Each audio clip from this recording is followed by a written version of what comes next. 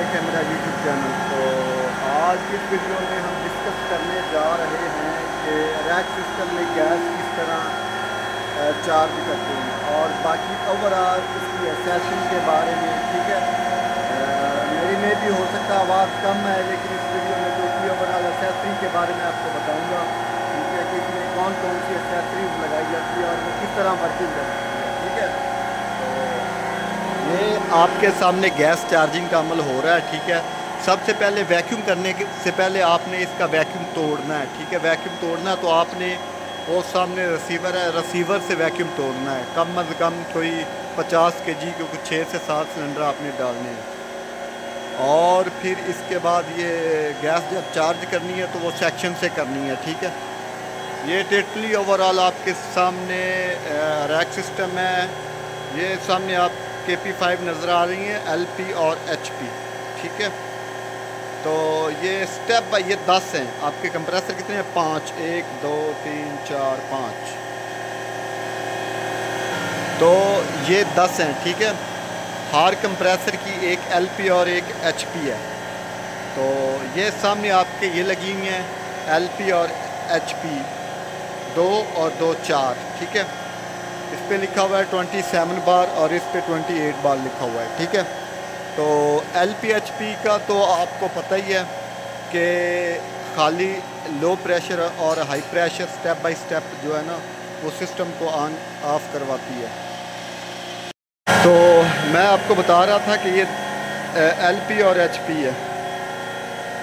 ये LP-HP same इसी तरह सारे एक एक कंप्रेसर की LP और HP है। ठीक है, फॉर एग्ज़ाम्पल ये आम रूटीन में जिस तरह CDO यूनिट्स होते हैं, ये वही चीज़ है कि LP-HP जब आपका गैस का प्रेशर लो होगा तो फिर ये लो प्रेशर से ट्रिप करवा देगी, और HP जब आप गैस का टेम्परेचर हाई होगा तो ये HP आपके सिस्टम को ट्रिप करवा देगी। लेकिन आगे इन्होंने एक्स्ट्रा लगाई हुई हैं, उनके बारे में मैं आपको बता देता हूँ, थोड़ा गाइड कर देता हूँ। आज इंशाल्लाह इस पूरी एसेसरी के बारे में मैं बात करता हूँ। ठीक है, ये एक उन्होंने लगाई है मेन लो प्रेशर LP। ठीक है, और ये कंडेंसर फैन, ये है कि आपकी जो मेन लाइन चल रही है सेक्शन की, जो हेडर है जहाँ से आगे हमारी सेक्शनें डिस्ट्रीब्यूट हो रही हैं, अगर उस लाइन का प्रेशर 0 से कम होता है तो ये LP जो है ना, जो मैंने आपको बताई है, ये LP आपके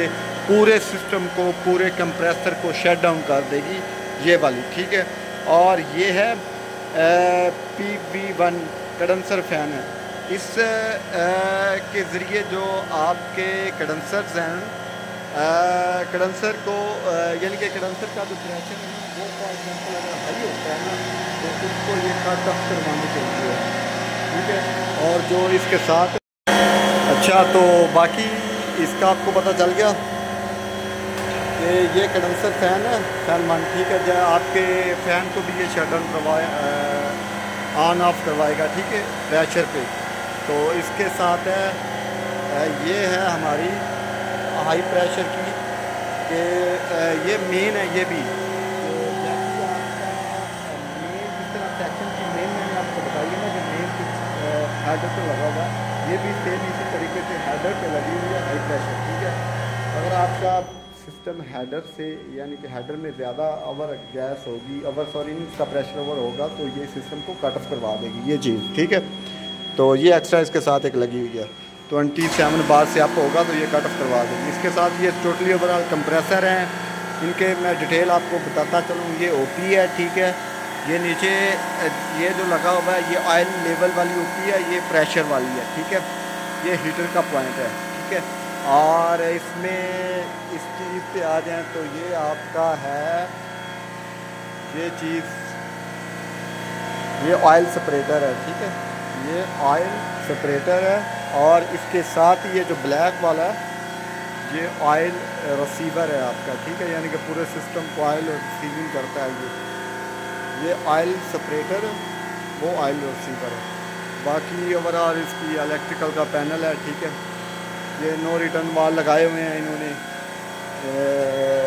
डिस्चार्ज पे। ठीक है, यानी कि जब एक सिस्टम बंद हो और दूसरा एक कंप्रेसर बंद हो और दूसरा चल रहा हो तो उस सूरत में ये वापसी जो हमारा कंडेंसर का कंप्रेसर का डिस्चार्ज है इस तरफ ना आए, यानी कि उस कंप्रेसर का इस साइड पे ना, अगर फॉर एग्जांपल ऑटो पे ये कंप्रेसर बंद होता है तो दूसरा कंप्रेसर चल रहा होता है, तो उसका जो डिस्चार्ज प्रेशर है वो वापसी ना आए, ठीक है। तो यही चीज़ें हैं इसमें रैक सिस्टम में, मज़ीद कोई इसमें ज़्यादा नहीं है। ये चेक करें, ये इसके रिसीवर है, ठीक है। ये मैंने आपको पहले बताया कि ये ऑयल रिसीवर है और ये लिक्विड रिसीवर है, ठीक है। कॉमन किए हुए हैं, ऊपर से आ रही है कंडेंसर से आउटलेट यहाँ पे इन हो रही है, ठीक है, नीचे से जा रही है आगे। ये हमारे फ़िल्टर कोर लगे हुए हैं, ठीक है, और आगे से ये यहाँ से आउटलेट हो के ये हेडर बन गया, ठीक है।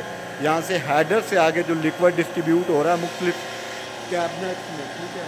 तो जहाँ पे चिलर का टेम्परेचर चाहिए कैबिनेट्स हो गया है और चिलर कोल्ड रूम हो गया, ठीक है, वहाँ पे ये शिफ्टिंग हो रहा है जहाँ पे चिलर का टेम्परेचर चाहिए, क्योंकि ये चिलर का रैक है, ठीक है। बाकी ये फ्रीज़र का रैक पड़ा हुआ है आपके सामने। तो जब भी फ्रीज़र यानी कि फ्रीजिंग मतलब कि जो माइनस में टेम्परेचर होता है, ठीक है, जितने भी कोल्ड रूम है और फ्रीज़र रूम है और फ्रीज़र की कैबिनेट्स हैं, उनको इसके ज़रिए कंट्रोल किया जाएगा, इसके लिक्विड के ज़रिए उनका टेम्परेचर लाया जाएगा, ठीक है। बाकी ये चीज़ है, ये चीज़ आपको बताने वाली है, ये हीट एक्सचेंजर है, ठीक है, यानी कि सिस्टम जो मज़ीद ठंडा करने के लिए लिक्विड को ये लगाया गया। तो यहाँ पे हमारे ये आप चेक करेंगे जो रिसीवर है, ये रैक सिस्टम जो फ्रीज़र वाला है ना, इसका रिसीवर है। इसकी जो आउटलेट है वो हमारी इधर आ रही है हीट एक्सचेंजर में, ठीक है। और यहाँ से एक पॉइंट ये चेक करें, यहाँ से एक पॉइंट लिया और ये इंटर इसमें हो रहा है। इससे आइडिया ये हो रहा है, ठीक है, कि हमारा जो चिलर का रैक है, ठीक है, उसके लिक्विड से हम जो फ्रीज़र का रैक है इसके लिक्विड को मज़ीद ठंडा कर रहे हैं, ठीक है, ताकि माइनस में टेम्परेचर चाहिए तो लिक्विड जितना ज़्यादा ठंडा होगा आपका अपना ज़्यादा जल्दी टेम्परेचर मेनटेन होगा, अचीव होगा, ठीक है। तो मैं दूसरा इसके अलावा ये इन्होंने एक ये लाइन दी हुई है, ठीक है, ये लाइन भी आपकी ऑयल की है, ऑयल टन की नॉर्मल टेम्परेचर रखने के लिए एक ऊपर पॉइंट दिया हुआ है, ठीक है।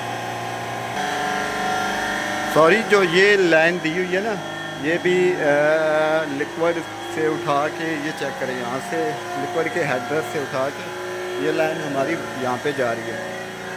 तो ये आपके जो इस लाइन का भी मैं आपको बता देता हूँ। ये आपके जो कंप्रेसर के हेड हैं उनको नॉर्मल रखने के लिए ये पॉइंट दिया गया, ठीक है, ये आ रहा है, ठीक है।